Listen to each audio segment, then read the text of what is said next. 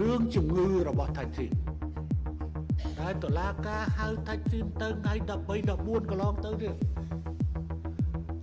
តុលាការថៃអើយបាច់ចាំស៊ើបគេទេ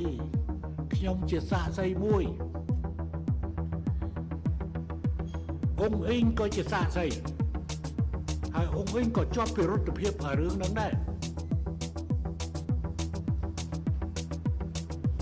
ខ្លះអង្គអ៊ីងប្រមាថហ៊ុនសែនប្រមាថហ៊ុនម៉ាណែតសិតតែអ្នកអត់មានវិជ្ជាជីវៈនាងមើលខុសហើយនេះជាការប្រមាថដែលមិនធ្លាប់មាន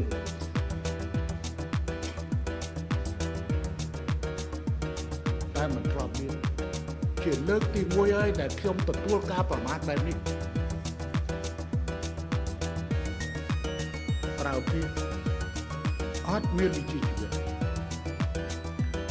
ការប្រមាថធ្ងន់ធ្ងរនេះហើយដែលនាំទៅដល់ហ៊ុនសែន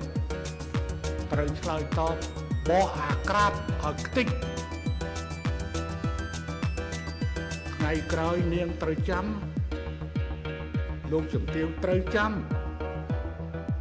ភាសាអត់វិជ្ជាជីវៈមិនមែនជាភាសា